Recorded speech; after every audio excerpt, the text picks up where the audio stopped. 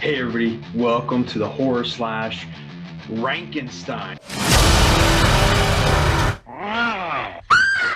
And that's right, I'm bringing it back. For those of you who don't know, a while ago I did a show called Frankenstein where I ranked topics. And I came on here to rank the best Jasons. I figured, well, what the hell? Why not resurrect the series?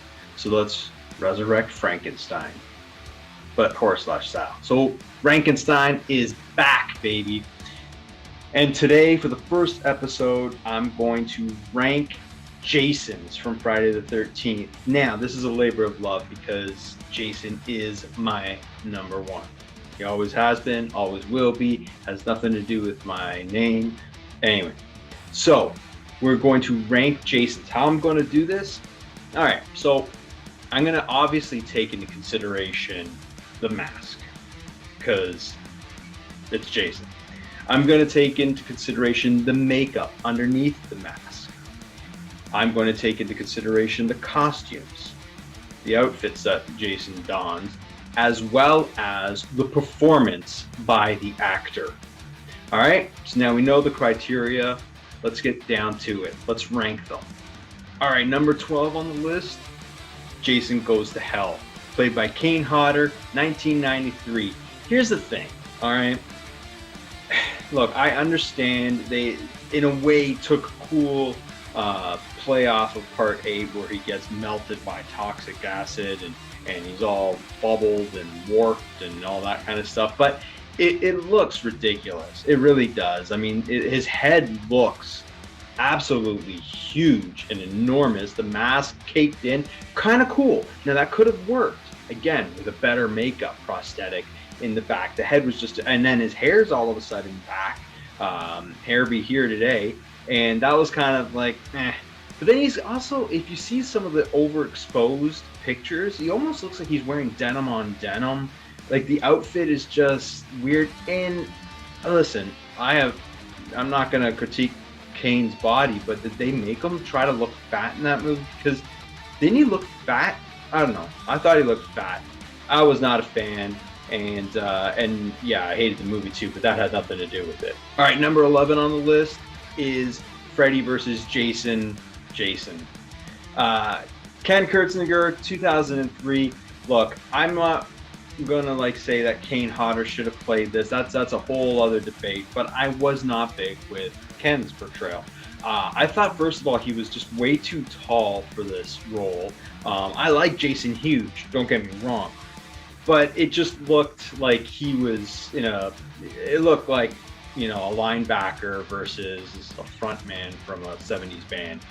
I didn't like the look stature-wise, but I also didn't like the way they made him look. The mask was really dark.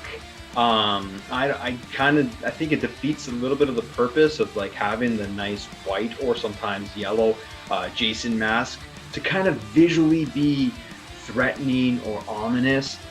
Not there with Jason in this movie. Also, what the hell is with that? He was wearing a coat.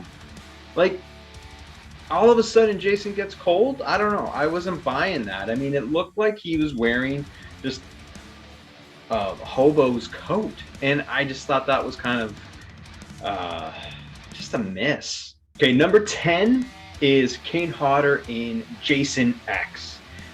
But it's not the Uber Jason, just the regular Jason, the beginning of the film. While at first I liked that one, I thought it was kind of cool, the more I watch it, it really looks generic, and I'm not a fan of that upturned nose on the mask. I thought the mask kind of looked a little, I don't know, fan-made almost. And also, even the outfit, it just looked like a Jason at a haunted house or something like that, one of those Halloween specials. I didn't like it. I thought that, again, they were changing. They had the same actor. You have the continuity of the actor, and you continuously change the aesthetic of the outfit. I thought it was a step down. All right, number 9 on this list is the original Jason, Ari Lehman from Friday the 13th, 1980. So, look, I love this Jason. I think Tom Savini did an amazing job. This is the image that grew to be what haunts Friday the 13th. and it was a wonderful job. I thought the Mongoloid kid was really, really cool, and it was utilized in the film perfectly. I mean, that end stinger is one of the greatest in all of horror history, and it's all because of, I would say, Ari Lehman, but forgive me if I don't, give him too much credit on this, but Tom Savini's makeup and the filmmaking of Sean Cunningham. But it's kind of like I'd like to put it higher, the original, the stinger, the effectiveness of it, but really, I mean, there wasn't too much to go on, so that's why it's pretty low. Number 8 on the list is Uber Jason from Jason X, again from 2001. Look, this kind of surprises me that it's not last. But when I was looking through the Jasons, I was really kind of coming to appreciate this. Look, it is what it is. We're not saying that this is, this will top anybody's list, at least any Friday the 13th fan. But for what it was pretty cool. Look, that movie's done and in the books now. We can't do nothing about it, but try to look for the positives. The positives, we've seen a Marvel Jason version, and it was pretty cool. So it's kind of cool to have. I don't think I'll watch it ever again, but it's there.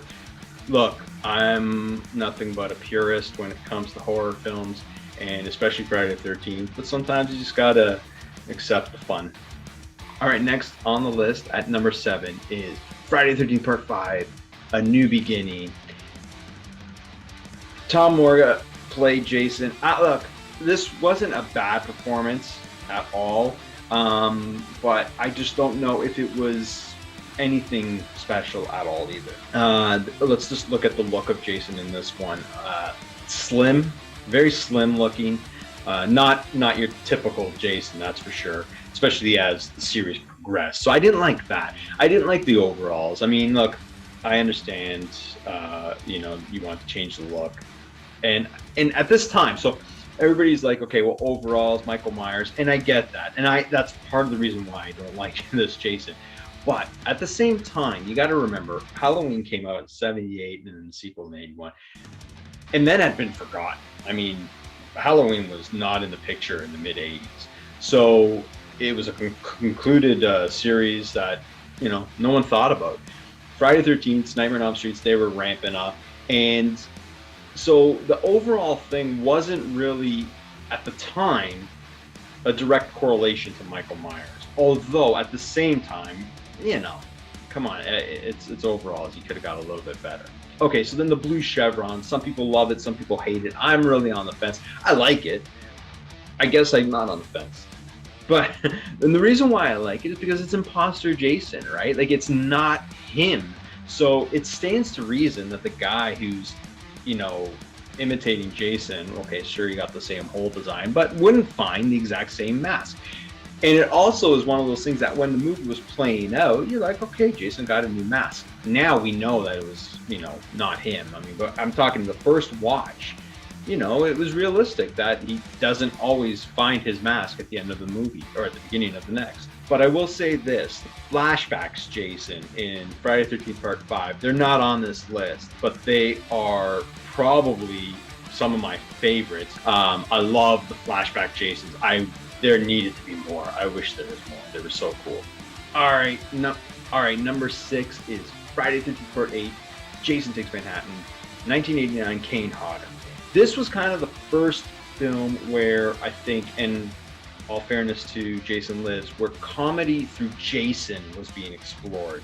I thought that Part 6 had some comedy in it, but not like this. I mean, Jason would lift his mask to scare off, New York hoods. He would punch guy's head right off his neck. There was comedy to Jason in this one, not just to the film, to Jason. And that, when you talk with Frank Mancuso Jr., that was kind of a no-no. So I wasn't really on board with that. But let's just break down the look. Aesthetically, I liked the outfit. I thought it was cool. The wet look was really, really cool. Kane's body was like just on point in this film. It looked cool. Looked good. I can't say it didn't. Now, it's a step back from part 7. Spoiler alert here for what's later in this list, but it is a step back. So while I could look at this outfit and this version of Jason, you know, with kind of like an open mind now, at the time when it came out, yeah, it was a letdown. Anyways, the mask is really yellow, and I can't say that I love that. I don't know. It also looks, again, it's Kane Hodder, but from part 7 to part 8, and again, without missing the chunk, it really looked wide on his face, but you know, it was again something that you get used to when you know Kane Hodder a little bit better. But we were just coming off part 7 where we had just been introduced to this actor. Now this actually should have put it lower on the list, way lower, but part 8's face is the worst in the franchise. This pumpkin face is an absolute just abomination of makeup and effects. I don't know what they were going for here. I really don't. A pumpkin, a pale, pasty pumpkin head. Why?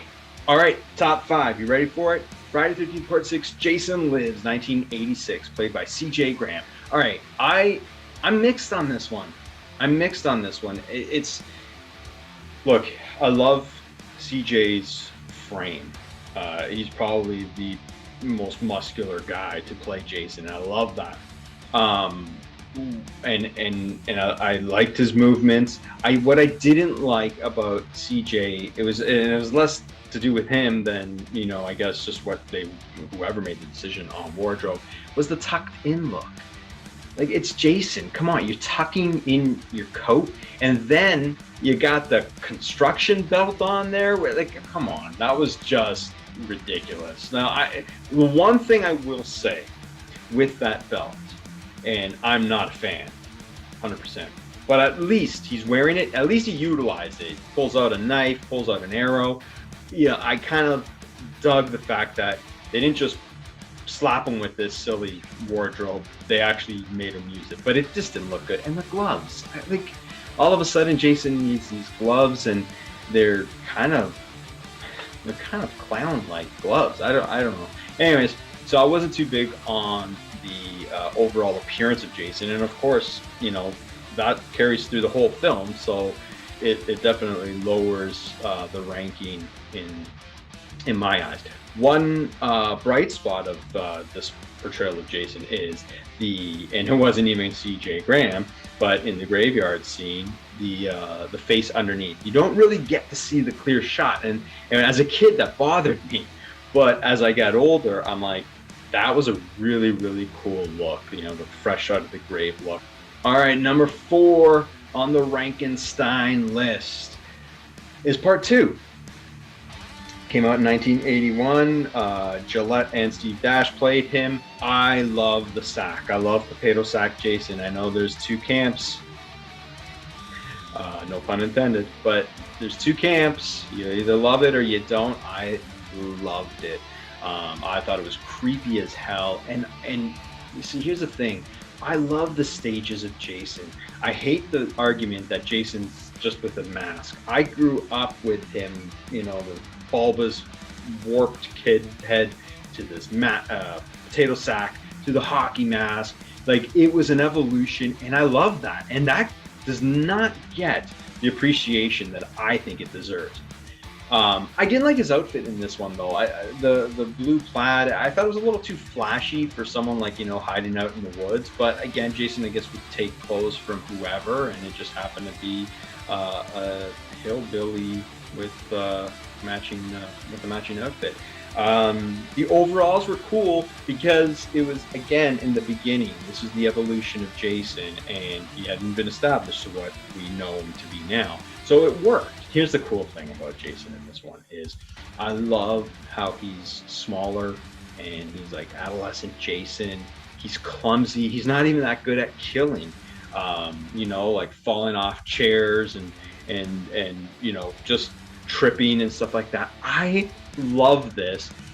If this was created to have a Jason arc over all the rest of the films, this is genius, because it shows, the evolution of not only Jason's looks, but his skill level in killing people, his strength level, his knowledge. Part 2, he was a clumsy oaf in the woods, and that changed. Now, I'm not going to give Steve Miner the credit for that, because he probably didn't know that there was going to still be another 10 films after that. However, when you watch it now, you can appreciate that happy accident. Bob Ross isn't the only one with happy accidents. All right, so we're in the top 3 now, and this is where things get really hard for me, because for me, 3 and 2 are very interchangeable, but I had to make a decision. Number 3 is Friday the 13th, Part 7, New Blood, 1988, Kane Hodder's first and greatest portrayal of Jason. This Jason is a masterpiece.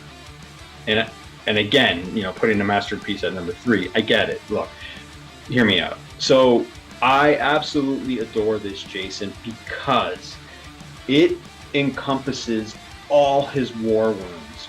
John Buechler, who directed this film and cut his teeth as a effects artist, he knew what the hell he was doing. And all those years where you live with it, and still even after this, where you live with the incontinuity of Jason. Why is his mask this? Why did they change that? Why is he like?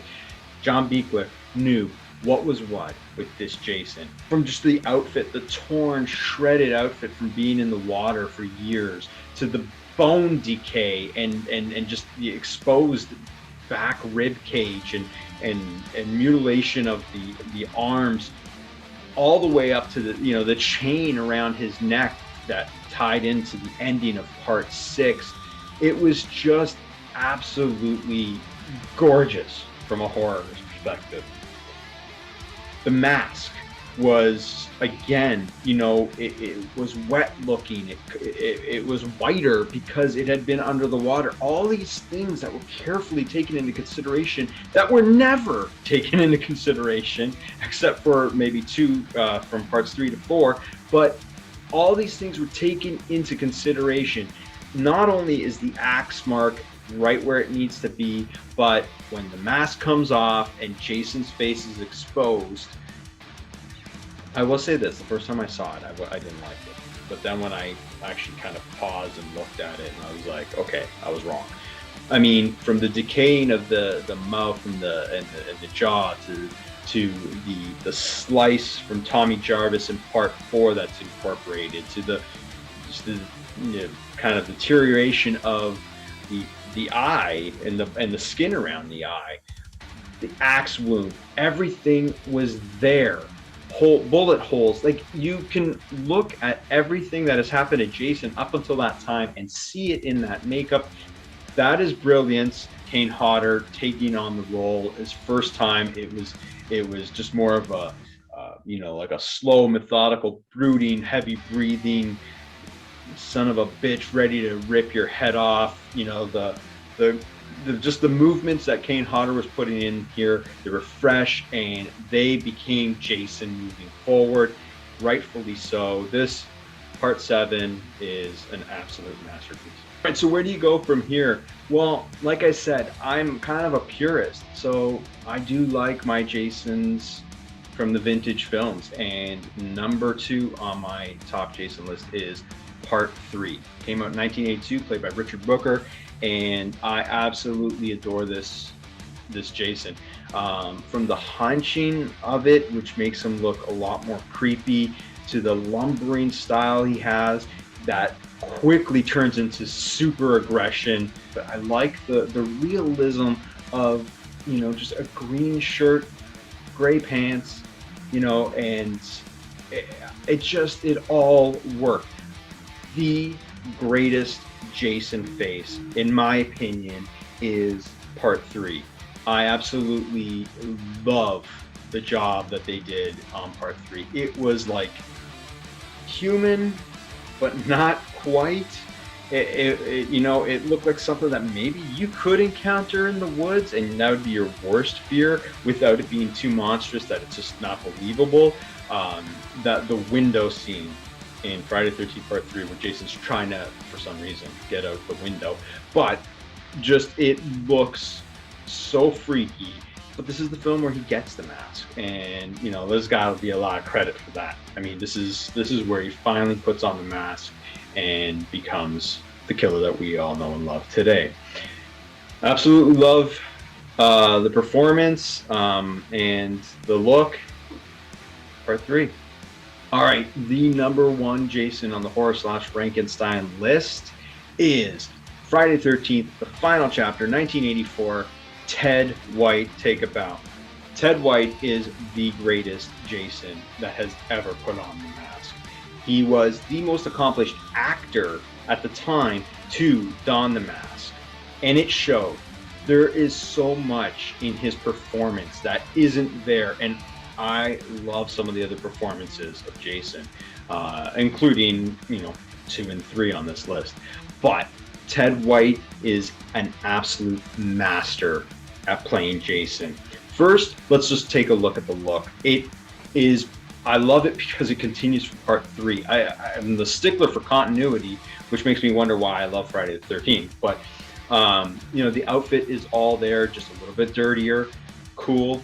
The mask looks exactly like Part 3's, little subtle changes. And but right from there, we got the axe in the head, which is the one thing that surprisingly, when you think about it, has been maintained throughout the whole series. But the bloodiness on the mask, and it's a little bit more worn out and dirty. The bald head, which when I was young, it was the visual of a bald head just with blood dripping down was just absolutely terrifying to me. But then the grunts and just the aggression in the way he kills is just, it's not been surpassed. Tom Savini's makeup in this is an amazing evolution of what happened from Part 1. And it jumps over my favorite from Part 3. But at the same time, I get it, and I love it. I love that Tom Savini took his baby from Part 1 and grew it up and made it just even more horrifying.